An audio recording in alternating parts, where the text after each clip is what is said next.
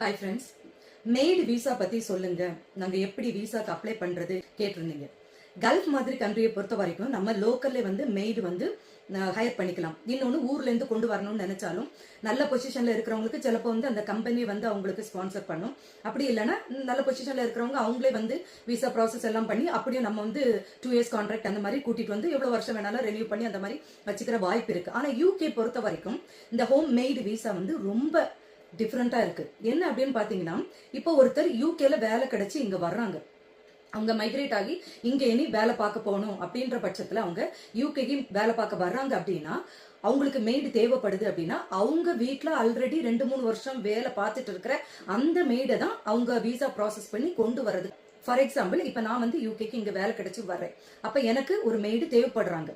பிள்ளைங்களை பாத்துக்கிறதுக்கோ இல்ல நம்ம வெளியில ஆபீஸ்ல நிறைய நேரம் ஸ்பெண்ட் பண்ணுவோம். அப்ப வீட்டு விஷயங்களை பாத்துக்கிறதுக்கு எனக்கு ஒரு மெய்டு தேவைப்படுதுன்னா என் வீட்டுல ஆல்ரெடி 2-3 வருஷமா எனக்கு நல்லா தெரிஞ்சு என் வீட்டுல வேலை பார்த்துட்டு இருக்கிற அந்த மெய்டை கொண்டு வர்றதுக்கு தான் எனக்கு இங்க பெர்மிஷன் இருக்கு. அவங்களுக்கு நான் விசா ரெடி பண்ணி அவங்களை இங்க நான் கூட்டிட்டு வரேன். அப்படிதான் யாராவது இங்க வேலைக்கு மூவ் பண்ணி வரீங்கன்னா அவங்க வீட்டுல வேலை பார்த்துட்டு இருக்கிற அந்த மேடை இங்க கொண்டு வரதுக்கு தான் இங்க பெர்மிஷன் இருக்கு. விசா ப்ராசஸும் பண்ண முடியும். சோ நான் இப்ப விசா ப்ராசஸ் பண்றேன் அப்படின்னா அவங்கள நான் இங்க கூட்டிட்டு வந்தாலும் அவங்களோட விசா 6 மாசம் தான் வேலிடிட்டி.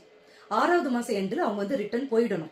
மறுபடியும் எனக்கு அவங்க தேவைப்படுறாங்க அப்படின்னா அந்த ஓனர், இப்ப நான் கூட்டிட்டு வரேன்னா நான் இல்ல வேற ஒருத்தர் கூட்டிட்டு வராங்கன்னா அவங்க 6 மாசம் ஆகி முடியும் போது அவங்கள திருப்பி அனுப்பிட்டு திருப்பி விசா ப்ராசஸ் பண்ணி தான் திருப்பி அவங்கள கொண்டு வரணும். சோ எத்தனை தடவை விசா ட்ரை பண்ணாலும் அவங்க எங்க 6 மாசம் தான் அவங்களோட விசா வேலிடிட்டி இருக்கும். இன்னொன்னு, அவங்களை இங்க கூட்டிட்டு வந்தாலும் அவங்க நம்ம வீட்டுல மட்டும்தான் வேலை செய்யணும். வேற யாரு வீட்லயும் போய் பார்க்க கூடாது. இன்னொன்னு, இவங்களுக்கு சம்பளம் எவ்வளவு அப்படின்னு பாத்தீங்கன்னா 1 மணி நேரத்துக்கு 10 to 12 பவுண்டு ஆவரேஜா பார்க்க போனா ஒரு மாசத்துக்கு 2000 பவுண்ட் வரும். நம்மளோட காசுக்கு பாத்தீங்கன்னா 2 லட்சம் பிளஸ் வரும். இது ஓனர் டு ஓனர் வேறுபடும். ஏன்னா சிலர் நல்ல ஹை டாப் பொசிஷன்ல இருப்பாங்க. அப்ப அவங்களோட சர்வெண்ட்டுக்கு கொஞ்சம் எக்ஸ்ட்ரா கொடுக்கணும்னு ஆசைப்பட்டாங்கன்னா அந்த வேஜ் அந்த பர் அவருக்குள்ள காசு கொஞ்சம் வித்தியாசப்படும். இவ்வளவுதான் அப்படின்னு ஸ்ட்ரிக்டா சொல்ல முடியாது. 10 to 12 1 மணி நேரத்துக்கு அப்படின்றது நான் ஆவரேஜா சொன்னது. இப்ப எல்லாராலையும் இப்படி எல்லார் வீட்லயும் மேய்டு இருக்க மாட்டாங்க நம்ம எங்க கூட்டிட்டு வர்றதுக்கு. அதனாலதான் நிறைய பேர் என்ன பண்றாங்கன்னா கொஞ்சம் மாசத்துக்கு பேரண்ட்ஸ், கொஞ்சம் மாசத்துக்கு அவங்களோட இன்லாஸ் அந்த மாதிரி கூட்டிட்டு ஃபுல் டைம் வேலை பார்க்கறேன். ஏன்னா இங்க 2 பேர் வேலை பார்க்காம முடியவே முடியாது.